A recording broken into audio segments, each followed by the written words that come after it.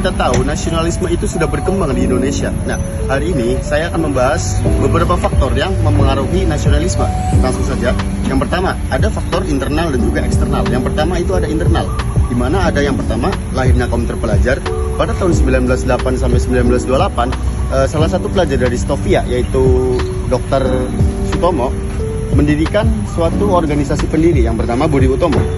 Yang kedua, adanya penderitaan yang dialami rakyat Indonesia. Nah, kenapa ini bisa menjadi faktor pendorong? Karena kan kita itu dijajah, entah itu sama Belanda ataupun sama Jepang. Nah, itulah yang penderitaan yang sama. Jadi ya rakyat Indonesia itu sudah ibaratnya sudah jenuh lah, kayak gue ngapain sih dijajah terus, gue tuh pengen merdeka, nah, gitu bahasa gampangnya. Lalu selanjutnya ada keinginan untuk melepaskan diri. Nah, ini menjelaskan contohnya sebelumnya sebenarnya, di mana mereka sudah tersiksa, lalu ada mereka udah lelah diperbudak, dikerja rodi, dikerja rumusan. Jadi mereka itu dari diri mereka kayak, aduh gue tuh pengen loh yang namanya itu merdeka gitu. Lalu ada faktor internal. Yang pertama, kemenangan Jepang atas Rusia. Nah, kok bisa sih Jepang yang menang, kita yang terdorong faktor nasionalismenya?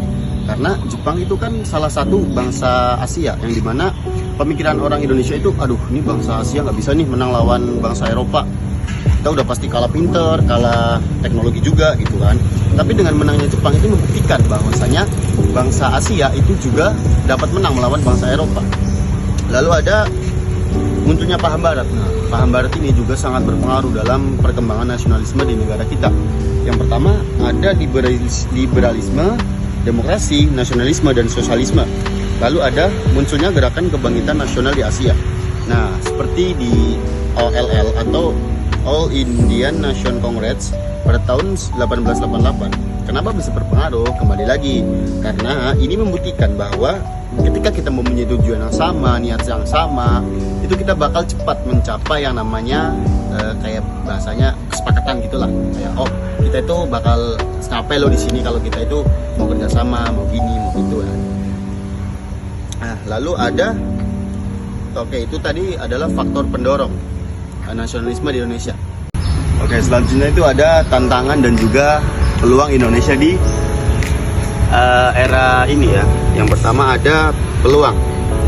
Globalisasi dan teknologi itu menjadi salah satu cara Indonesia, lebih tepatnya itu menjadi cara generasi muda untuk bahasanya apa ya? Menunjukkan rasa cintanya terhadap NKRI. Seperti kalau kalian pernah nonton Beautiful of Indonesia, itu kan kayak menunjukkan sisi bagusnya Indonesia, lalu ada pakai teknologi CGI gitu. Nah, itu salah satu kayak apa ya, teknologi yang bisa membawa rasa cinta anak muda kepada Indonesia. Jadi kelihatan gitu loh, kayak oh gini loh, kayak zaman sekarang kan nggak mungkin kita perang lagi lalu habis itu kayak kita berjuang mati-matian. Jadi kita memanfaatkan apa yang sudah ada sekarang gitu. Salah satunya itu. Lalu yang kedua dan yang terakhir juga ini, itu ada yang namanya tantangan. Ya dimana kalau pasti kita melihat sebuah peluang, tantangannya juga pasti besar gitu kan.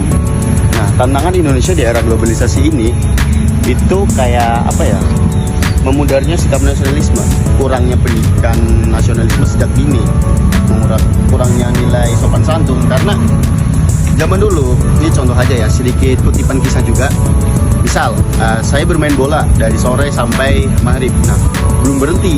Lalu ibu saya datang kan bawa sapu lidi atau bawa apa gitu kan contohnya.